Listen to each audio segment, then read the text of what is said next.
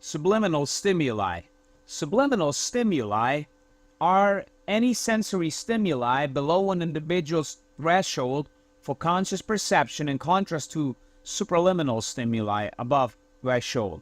In 1957, the American cinematographer James Vickery claimed to have increased the sales of Coca-Cola by inserting in a cinema's movie some frames with "Drink Coca-Cola" written on it. 5 years later, however, he admitted to having inflated his results somewhat by including certain data that were labeled scientifically unreliable. However, Vickery's claims increased scientific interest in subliminal messages. Indeed, subliminal stimulation is now accepted as a legitimate research field in the scientific literature. A 2012 review of functional magnetic resonance imaging fMRI study showed that subliminal stimuli activate specific regions of the brain despite participants' unawareness. A result corroborated in a meta-analysis from 2023 concerning subliminal stimulation in post-traumatic stress disorder. Visual stimuli may be quickly flashed before an individual can process them, or flashed and then masked to interrupt processing. Audio stimuli may be played below audible volumes or masked by other stimuli. You can read the rest for yourself. So this is the intro into our video on subliminal messages. Now, let's take a look at the article. This is an article I found online. It's an article, I believe, from the 1980s, November 1985, from an American psychologist. Subliminal messages, psychology in action, subliminal messages between the devil and the media. Abstract. We describe our entanglement in the controversial public issue of subliminal messages in advertising and popular music in order to provide a report of our research unencumbered by the misrepresentations in the various media reports of this work. A distinction is drawn between the alleged presence of these messages in media concern and the impact they are purported to have upon the listener or viewer. Our research is concerned primarily with the latter. Is there any evidence to warrant assertions that such messages affect our behavior? Across a wide variety of tasks, we were unable to find any evidence to support such a claim. Secondarily, we present evidence to suggest that the apparent presence of backward messages in popular music is a function more of active construction on the part of the perceiver than of the existence of the messages themselves. Finally, we describe our experiences with the public media's handling of these issues. In the fall of 1982, we were contacted by a local radio announcer for information about a phenomenon he referred to as backmasking. However, his question did not concern the well-studied phenomenon of visual persistence. The announcer wanted to know what were the effects on a listener of messages that allegedly had been recorded backward in a popular rock music. He informed us that when such recordings are played in the normal forward fashion, the messages are not consciously perceived. However, played backwards, intelligible messages can be heard. His concern was not that listeners would play their records backward and thereby hear the messages, but that the messages would be perceived unconsciously by the listener when the recording was played forward. He informed us that those who advocated this belief also claimed that messages had an evil content, and that upon hearing them, the youthful listener was led down a path of loose morality and behavioral aberration. Depending upon the degree of religious belief held by the proponents of these views, the backward messages are at the least thought to have been technologically engineered by the rock groups themselves, or at the worst inserted by Satan. This is how they mock Christians, okay? Because they have to attach their religious beliefs to it, right? Put it out there, and that's how they mock us. Why should we pay attention? The announcers and subsequently our interest in backmasking arose from the arrival in a city of Pastor Gary Greenwell of Yale's Nash Fellowship in California. Greenwald is a well-publicized proponent of these views. Tisol 1983. While in our city, Greenwald held a 2-day public seminar on backmasking and rock music, which culminated in a mass rally and a large record-smashing spree. Now, first of all, let me just say it quickly that this was the time of satanic panic in the mid to late 80s. At about the same time, the House and Senate of the state of Arkansas were debating a bill that would require record distributors to fix stickers of rock music albums, warning the consumer of the possible presence of backward messages. It was not long before a bill was passed requiring that the following message be placed on records and tapes sold in the state. Warning, this record contains backward masking, which may be perceptible at a subliminal level when the record is played forward. Similarly, the California legislature passed a bill that stated the distribution of material containing backward messages without public notice is an invasion of privacy, thereby allowing the distributors of such materials to be sued. Apparently, several elected representatives in at least one state, Texas, have considered the introduction of similar legislation. At least one Canadian member of Parliament at the Consumers Association of Quebec also have supported government investigation into the issue. Clearly, political lobbying by the proponents of these beliefs has been successful. We should emphasize that Greenwald is not the sole proponent of backmasking and rock music, nor necessarily the individual with the most impact. Some others include Hot Springs Minister Don Hutchings, who lobbied in favor of the Arkansas legislation, Michael Mills, president of Research Ministries of Battle Creek, Michigan, who has toured the United States warning parents and their children about backmasking and rock music. In Canada, Alan Lamoth presents lectures on backmasking and rock music to Quebec schools and church groups, has published a book containing a detailed listing of the alleged backmasked content in the rock stairway to heaven. In each case, the thesis is at least some rock music has been backmasked to contain satanic and drug-related messages, and that the content of these subliminal messages influences the listener. The announcer who contacted us thought that modern experimental psychology could offer some insight regarding the likelihood that people are being influenced by subliminal and backward auditory messages. However, upon searching the literature, we found that apart from the well-known and related work in visual perception generated by the New Look experimentalists of the 1950s, and the more recent work by Marcel, Merkley, and Henley, there was nothing on the comprehensibility, conscious or otherwise, of messages spoken backwards. On the positive side, it seemed to us that as cognitive psychologists, we had available the research tools to provide some information about the comprehension of backward messages. The results of that work and the media's reporting of it are discussed in subsequent sections. We first discuss a simple distinction that we see as central to both the public's willing acceptance of the backmasking thesis and the media's mishandling of the issue.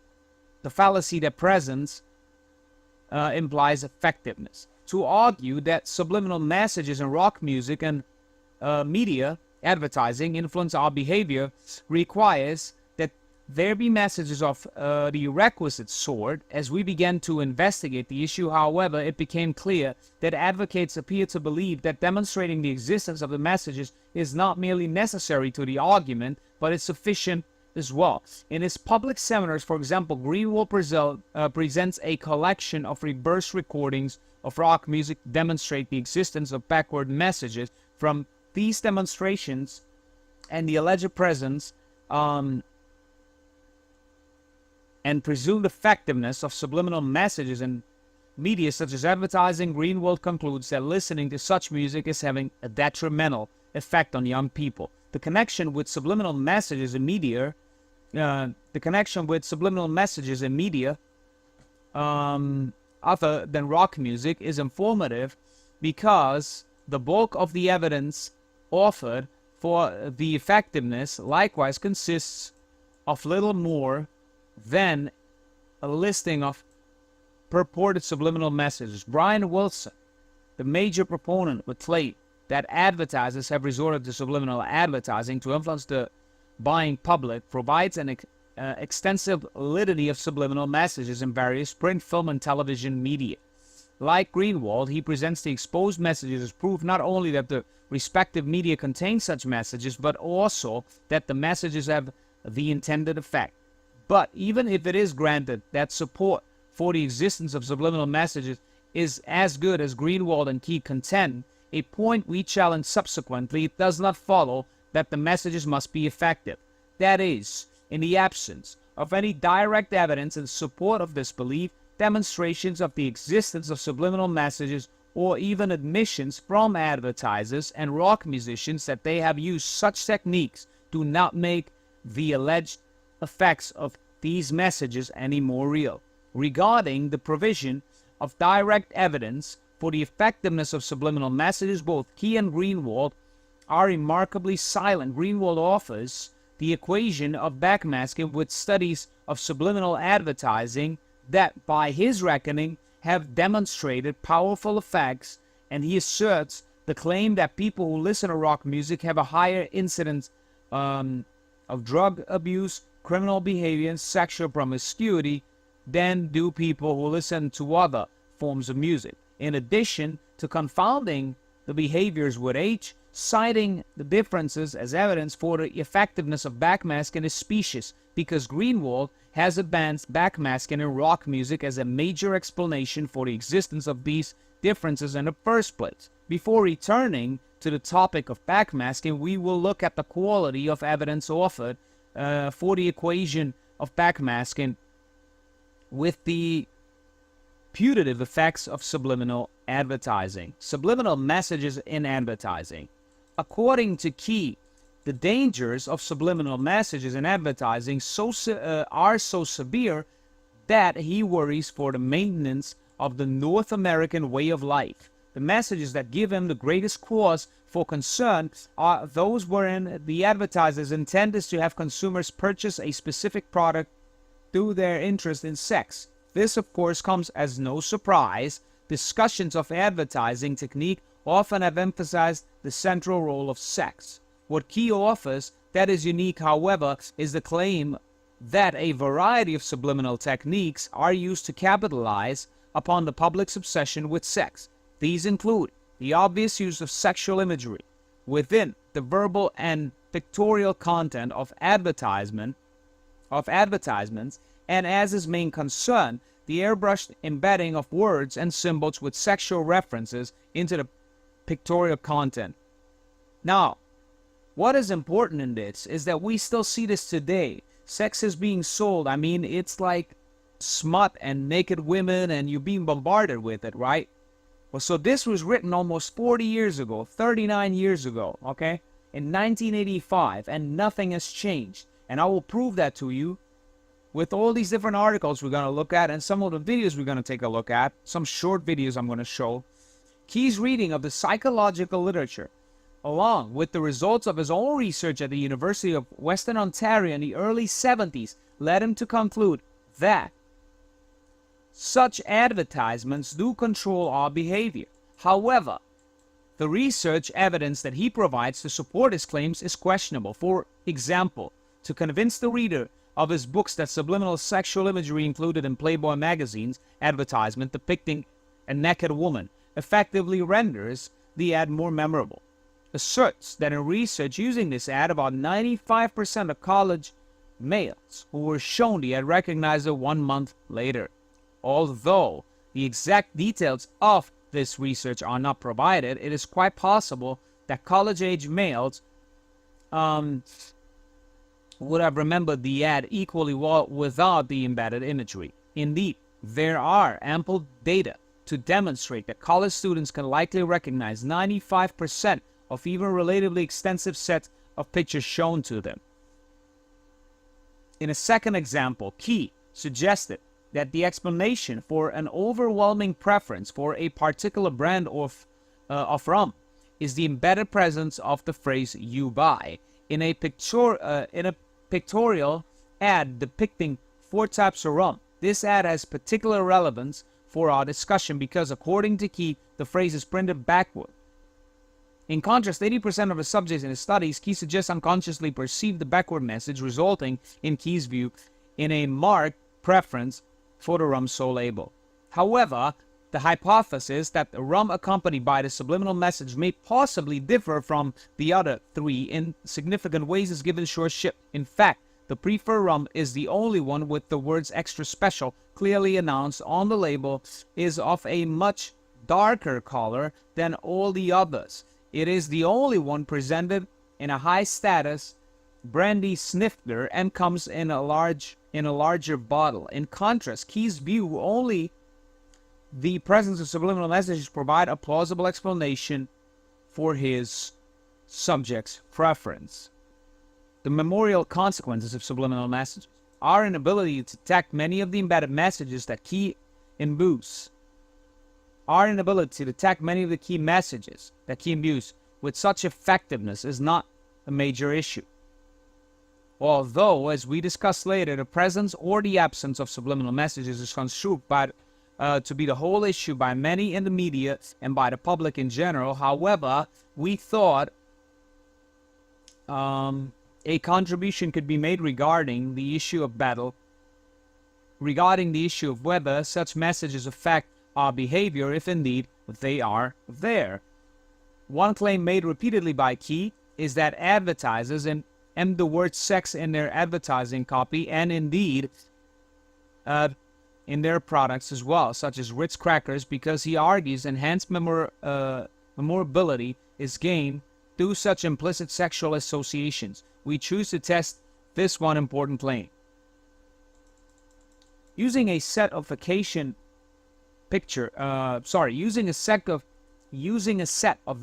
photographs, we produced three sets of experimental slides. One set in which the word sex was embedded 4 times on each slide, another in which nonsense consonant, vowel, consonant syllables were embedded in the same locations in which sex had been embedded, and a third in which no embedded materials were used. Subjects studied an equal number of each slide type in preparation for a test of retention. None of the subjects reported having seen the word sex on any of the slides, nor anything else unusual about the slides, although they were quite capable of seeing it when the embedding was pointed out to them. On the test of retention, the subjects were presented with the original unaltered slides and an equal number of distractors and were asked to indicate for each slide if they had previously seen it. And the remainder were tested 2 days later because Key frequently suggests that the effects of subliminal material may not appear immediately but may require an incubation period of some unspecified length. For this reason, the relevant behavior of buying the product may not occur for some time, rendering the issue of paternity somewhat difficult, but for Key, theoretically convenient. Despite Key's claims and concerns, slides had been sex-embedded during initial exposures were no better recognized than slides in either of the two control conditions. Nor did retention of the original sex-embedded slides improve as a function of retention interval. Nor did retention of the originally sex-embedded slides improve as a function of retention interval.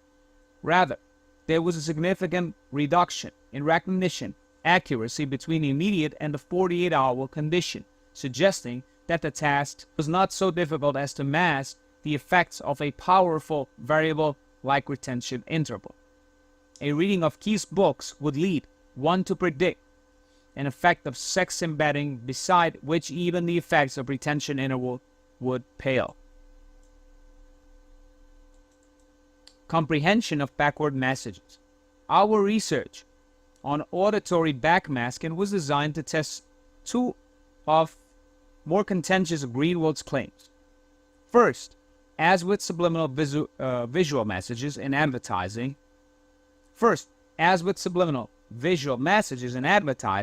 we investigated the content of backward messages exerts an influence on a listener consciously or otherwise. Second, we investigated whether the messages purported to be recorded backward within rock music reasonably could be attributed to active construction on the part of the listener, rather than to the content of the recording itself.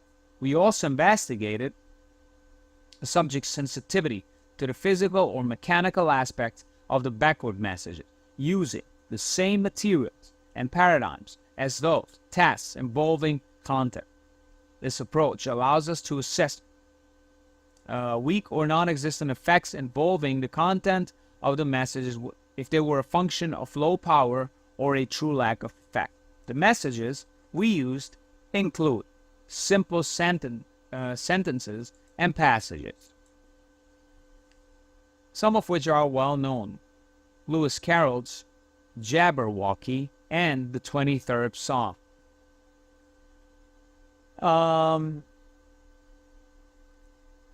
Each message was recorded in a forward direction and then re-recorded in the backward direction. The only noise on the tape was that of the messages themselves.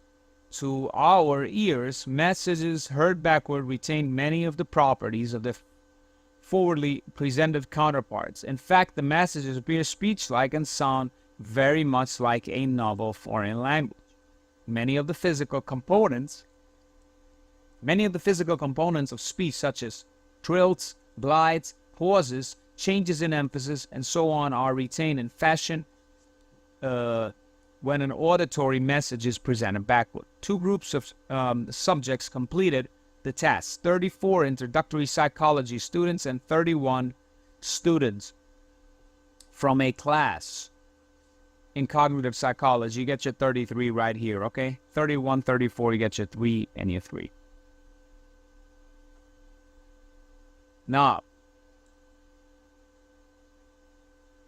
after being given the short description of what was meant by backmasking and what was claimed by its proponents, the subjects were asked to rate their degree of agreement with statement, "It is possible to understand messages played backward." Analysis of these ratings indicated that on average the subjects did not agree with the statement, but that introductory students expressed significantly less disagreement with the statement than did the cognitive psychology students. However, despite their more positive outlook on the possibilities for backmasking, the performance of the introductory students did not differ significantly from that of the cognitive psychology students on any of the subsequent experimental tasks, including tasks designed to stimulate methods of backmasking proponents. The latter result suggests that although people may differ in their beliefs about the effects of backmasking, these differences, as we demonstrate below, do not make the alleged effects of these messages any more real. What can people do with backward messages? When asked to discriminate among backwardly presented messages on a basis of physical parameters, our subjects demonstrated that such tasks are remarkably easy. Given a series of randomly ordered messages, one half spoken by a female, the other half spoken by a male, the subject discriminated the sex of the speaker with an accuracy of 98.9 correct, a highly significant difference from the chance expectation of 50%. Similar, the subjects were able to discriminate paired backward passages spoken by the same male individual from those spoken by different male individuals with an accuracy of 78.5.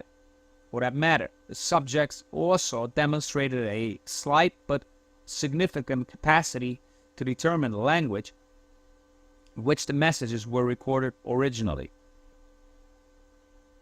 When presented with backward messages repeated in English, French, and German in random order, and asked to assign each passage to its appropriate language category, the subjects sorted a significant 46.7 of the messages correctly compared to a chance expectation of 33.3%. You get your 3, 3, 3.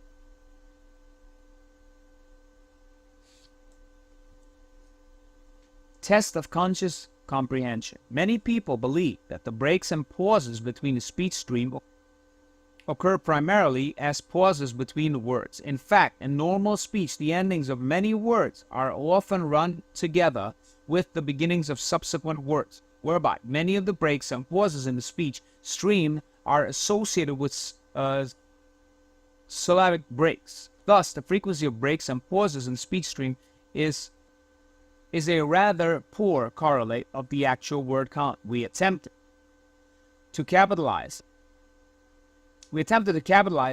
this phenomenon in order to investigate the extent to which our subjects were capable of assessing the forward meaning of backwardly presented messages. We constructed two sets of sentences, one in which the sentences were matched for the number of words they contained, but varied in the number of syllables, and the other in which the sentences were matched for the numbers of syllables, but varied in the number of words. Subject's task was to estimate the number of words each sentence would contain if it was heard in the forward direction. Our reasoning was that if the subjects were capable of assessing the forward meaning of the sentences, their word count estimates would cover to a greater extent with the sentence variability of those items that varied in number of words, i.e. were matched for numbers of syllables, and those items that varied in number of syllables, i.e. were matched for number of words. Conversely, if the subjects were unable to assess the forward meaning of the sentences, they would be unable to parse sentences into word units and thereby would use the frequency of breaks, pauses, changes in stress, etc. in the backward stream as a reflection of the number of words in the sentences. If so, their estimates would cover more with the sentence variability of those items that vary in number of syllables and those items that vary in number of words. Analysis of the subject's estimated word counts indicated that they were influenced significantly more by a variation in syllable frequency than by a variation in actual word count, as would be expected if they were using the frequency of syllabic breaks rather than the actual number of words to derive their estimates. The word count task included a secondary task for the subject. After estimating the number of words in a given sentence, the subjects were read in the forward direction a single word that either was or was not one of the words in the sentence they had just heard, and they were then asked to indicate whether they thought the word was one of those that had been reversed in a previous sentence. Their recognition accuracy of 55.88 and 5 is 13, correct was just slightly better, although significantly so than the chance level of 50%. Thus, the results of the two tasks combined suggest that although the subjects may be able to detect or more likely to reconstruct the occasional word of a backwardly reported message, very little of the forward meaning is consciously available. Test of unconscious influence. The proponents of backmasking argue that the effects of greatest concern are not consciously perceived meanings of backward messages, but those effects arising from unconscious or subliminal apprehension, the forward meaning of the material. Consequently, we also use tasks that require less in the way of conscious apprehension meaning. We reason that if some subconscious mechanism existed for the interpretation of backward messages and their influence upon behavior, then this mechanism should allow decisions to be made about content without necessarily revealing that content. For example, with the aforementioned one of the tasks we used was presented concurrently with the aforementioned sex of speaker task. After the subjects made their highly accurate judgments of the sex of the speaker for a given backward message, they were required to indicate if they believed that the message, if heard in the forward direction, was a question or a declarative statement. at one time, they asked directly about the meaning of the sentences. Yet in direct contrast to their ability to assess the sex of the speaker of the message, the subject demonstrated no ability to discriminate statements from questions. Their accuracy of 52.1% correct was not significantly different than the chance level of 50%. Another of the voice tasks used was the semantic analog, the voice recognition task discussed earlier. The subjects were presented with pairs of sentences and were asked to indicate whether they believed two sentences of the pair, if heard in the forward direction, would have the same meaning. The sentences in one half of the pairs were constructed to have the same semantic content, meaning, but to vary acoustically by using the active or the passive voice, whereas the sentences in each of the remaining pairs were constructed to differ in meaning. In marked contrast to their accuracy in discriminating sentence pairs spoken by the same speaker from those spoken by different speakers, only 44.81 the subject's judgments in present tasks were correct. The accuracy moderately, although significantly less than the chance expectation of 50%. 8 and 1 is 9, 9 and 4 is 13. You get your 13 once again. Just proves that they're all about the numbers. In a related task, the subjects were asked to judge whether each of a set of sentences divided equally into meaningful and nonsensical sentences would make sense if heard in a forward direction. The subject judgments were significantly related to the meaningfulness of the sentences, but as with their earlier judgments, semantic relatedness, the relationship was reversed. Their accuracy of 45.2% was moderately less than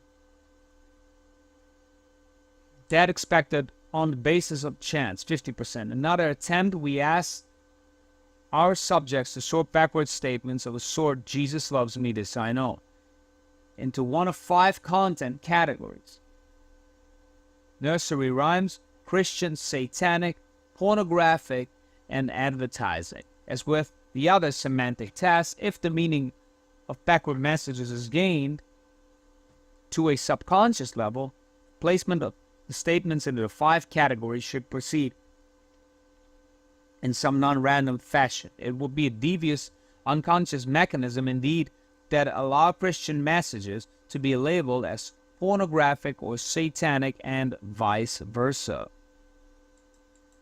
They got a mark, but that was the result we obtained. 1 of the 10 messages, 2 of each category that we asked of each of our subjects, only 19.4 were accurate. Again, 9 and 4 is 13.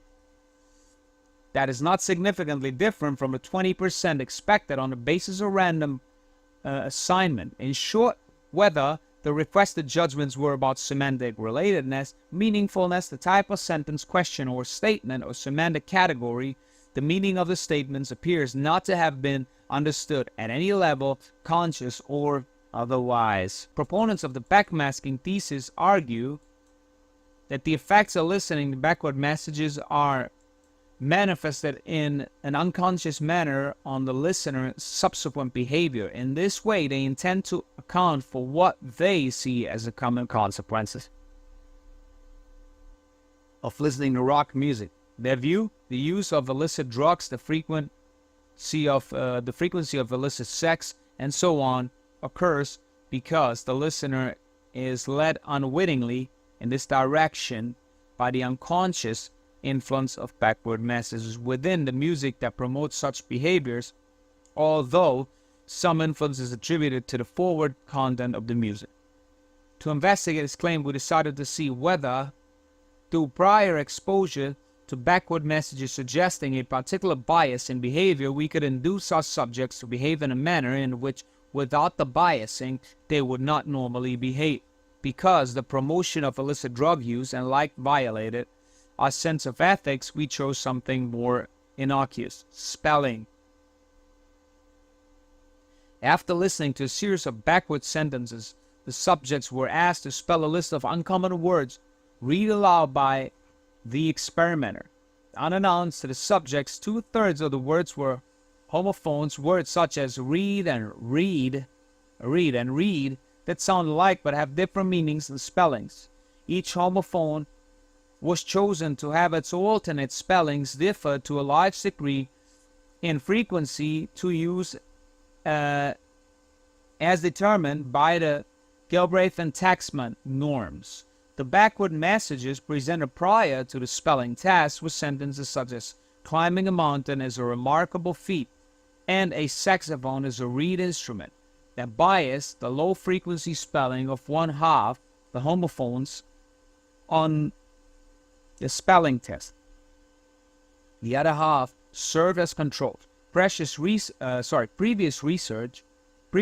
has shown that the spelling of homophones previously biased by the presentation of forward sentences is remarkably sensitive to this prior influence, even when listeners have been unaware, as assessed by a test of recognition of having previously heard the homophones in question. Those homophones previously biased are much more likely to be spelled in the low frequency or biased direction than are previously unbiased homophones. Thus, in our version of the task, if the subjects are comprehending the backward messages unconsciously, their spelling of the biased homophones should reflect that comprehension. However, our results demonstrated the particular meanings assigned to the homophones and the backward messages had no effect on the tendency of the subjects to provide low-frequency spellings for them. Taken together with the results of the other tasks, we could find no evidence that our listeners were influenced, consciously or unconsciously, by the content of backward messages. Task sensitivity. It should be emphasized that we went to some length to equate the parameters of the semantic and physical tasks in an attempt to dispel concerns over the robustness of our investigations into the semantic effects of backward messages. For example, as outlined earlier, our type of sentence task, question, or statement was run concurrently with the sex of speaker task, because both judgments occurred at the same time on the same backward messages and with the same level of chance of accuracy. The extreme difference in the accuracy of the subject's judgments across the two tasks must have occurred as a function of some difference intrinsic to the judgments themselves rather than in the experimental materials or task setting.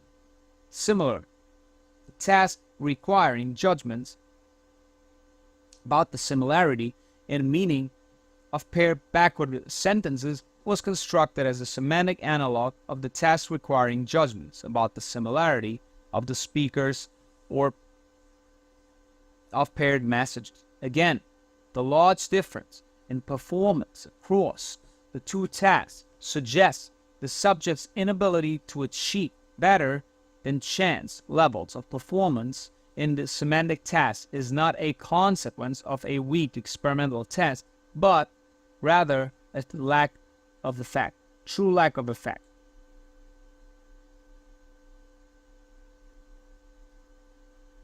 The final task we presented to our subjects was an attempt to explicate the one unequivocal claim of the proponents of the backmasking thesis. Specifically, there is no question that Pastor Greenwald and many people in his congregation hear messages in popular music played backward.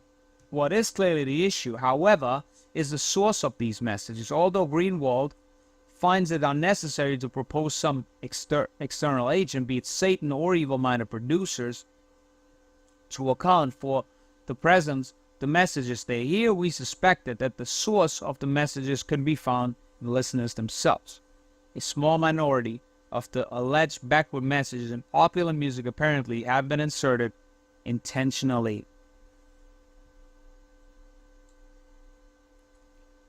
However, in the vast majority of instances, in line with the effects of mental set and expectation on the interpretation of ambiguous visual and auditory stimuli that are well known in the psychological literature, and to generations of cloud watchers, we thought it was possible that given a very ambiguous auditory signal like backward speech, listeners should occasionally be able to hear something intelligible without the message actually being there. The task we used has since become one of our more popular classroom demonstrations of the effects of top-down processing, and has been the one preferred by radio and television producers who wish to provide a short, effective demonstration of our research for their audiences. The materials for the task consisted of readings of Lewis Carroll's Jabberwocky and the 23rd Psalm recorded backward. Jabberwocky passage was chosen because its meaningless in the forward direction seemed apropos of backmasking theses, more seriously because the detection of intelligible phrases in a backward stream would occur in a virtual absence of any possible perception or forward meaning. The 23rd Psalm was used because, according to Greenwald and others, religious material is free of backward messages. Several creative listenings of backward passages allowed us to detect a number of sequences that could be interpreted as sounding like something meaningful. For example, within the backward stream Jabberwocky, we detected such phrases as "saw a girl with a weasel in her mouth," and "to the light I saw Satan." That is, it seemed to us that the sounds at certain points in the recording were consistent with these interpretations. In total, we detected 12 such phrases, 6 for each passage. You get your 666 right there. 1 and 2 is 3. 6 for each passage. 3 times 6, this is how you get the subliminal 666 in this article, subliminally placed. Very, very interesting. That's how the devil works. During the playing of each of those 2 passages to our subjects, counterbalancing ensured that only 1/2 of the phrases for which the subjects would be asked to listen would be consistent with sections of the passage. The remaining phrases were also detected, but in the alternate backward passage served as control phrases. Testing consisted of asking the subjects to listen for each of the phrases in question in a given passage. For each phrase, the entire passage was played to the subjects, and all testing one passage was conducted before testing on the other. Overall, the subjects' percentage of agreement with the experimenters' assignment of the passages was 84.6 against 666, a highly significant difference from a chance expectation of 50%. 8 and 4 is 12, 12 plus 6 is 18, 3 times 6 is 18, you get your 666. Simply put, the subjects heard the phrases detected by the experimenters for given passage and did not hear those that the experimenters had detected for the alternate passage. Although perhaps obvious, the result is important. First, it demonstrates that people do in fact hear intelligible phrases in streams of backward speech. Second, and contrary to the claims in many reports, this result in the popular media, the result also demonstrates that people cannot be induced to hear virtually anything in backward speech, as might be thought, given a simplistic interpretation, the effects of mental set and expectation. Rather, the phrase for which they're asked to listen to must be consistent with the sequence of noise at some point in the passage before it will be acknowledged as having been heard by itself. However, the result does not address the main point of contention about the source, the phrases that people acknowledge as hearing in backward speech. In fact, the finding that the phrases must at least be consistent with noises in the backward stream could be interpreted as partial support for the backmasking proponent. Claim that the messages are indeed present and not merely a result of suggestion and listeners' gullibility. To address the point, we included a surprise secondary task for a subject after having listened to the Jabberwocky passage 5 times in their attempts to detect the suggested phrases, having recorded their judgment about a particular phrase chosen to be consistent with a section backward passage. The subjects were asked to indicate they had heard the present phrase in any of the previous times through the passage. Of the 83.1, get your 999 as well, 666 again. Wow. 8 plus 1 is 9. 9 times 3 is 999. Get your 666 backwards. The 83.1% of subjects who indicated that they heard the phrase when asked to listen to it, for it, 81.5% indicated the current trial was the first time they had heard it. In short, an ambiguous passage like that of Jabberwocky or the 23rd Psalm played backward may be heard many times without detection of even those phrases that are consistent with sections of the backward stream. However, when listeners are prepared to hear the sequences, they do hear them. In summary, despite large effects in tasks requiring discrimination on the basis of physical parameters, backward speech, we could find no evidence that subjects are influenced consciously or unconsciously by the semantic content of backward messages. On the issue of the alleged presence of backward messages, our results suggest that people's perception of these messages is most likely a function of active construction on the part of listeners.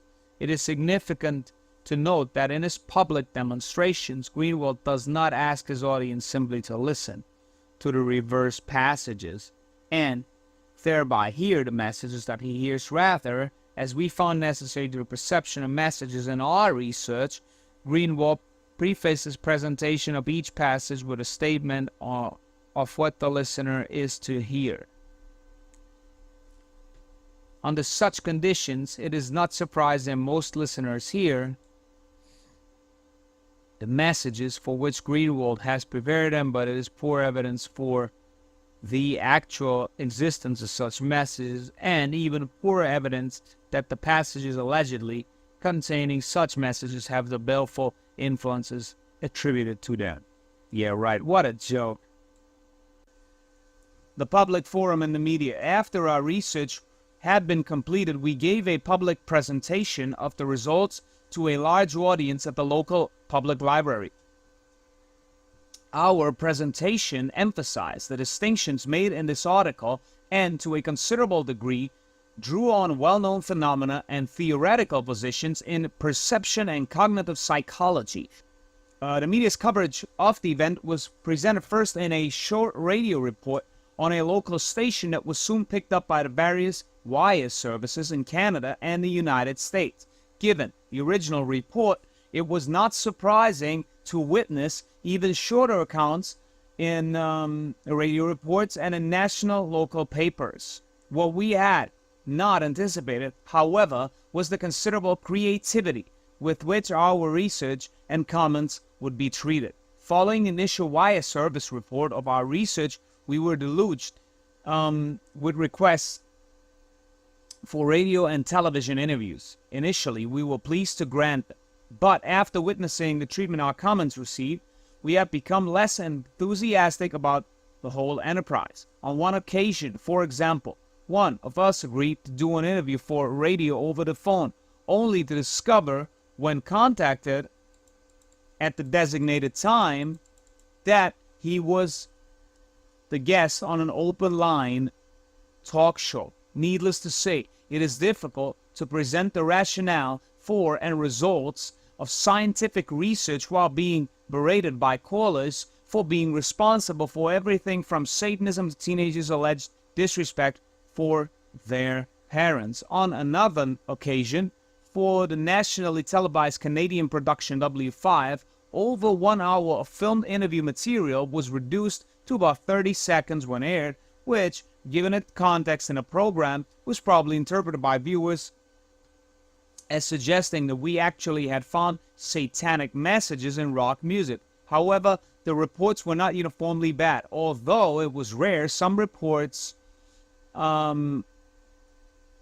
CBS's National Science Radio show, Quirks and Quarks, Subliminal Messages, and Tistol's article, being the most notable, managed to do a credible job despite being as limited by both time and space.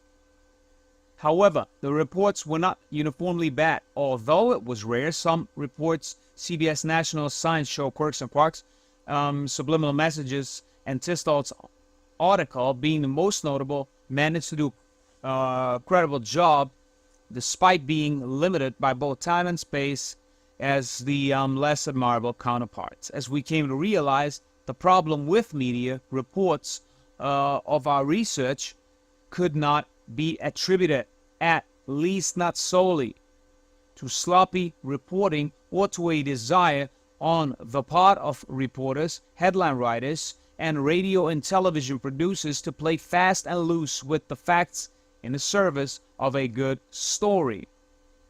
The consistency with which our research has been misrepresented points to a more general problem, a failing on the part of the media and the public alike to appreciate the methods and distinctions necessary for the scientific investigation. Indeed, numerous interviews we had given on the topic have convinced us that most people conceptualize the issue too much the same way as Key and Greenwald.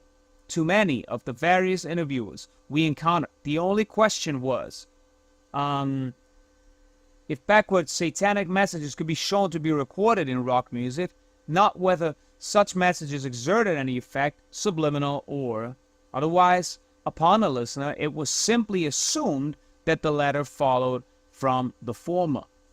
Some failed to see the distinction, and most were disappointed when explained that the primary focus of our research had been the latter question. We carefully drew the distinction during interviews, and in later interviews explicitly requested that the distinction be placed forefront in the interview's report, emphasizing that we did not investigate satanic messages in rock music per se. Despite these precautions, we continually were surprised to find that the distinction was only rarely included, and when it was almost always misrepresented or distorted.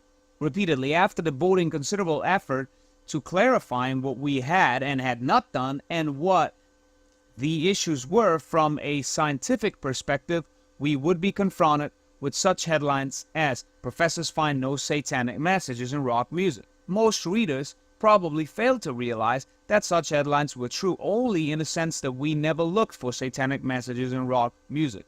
Thus, it is not surprising that we never found any. There is no question that a large part of the public interest in our work stems from its association with Satanism and the evils of rock and roll.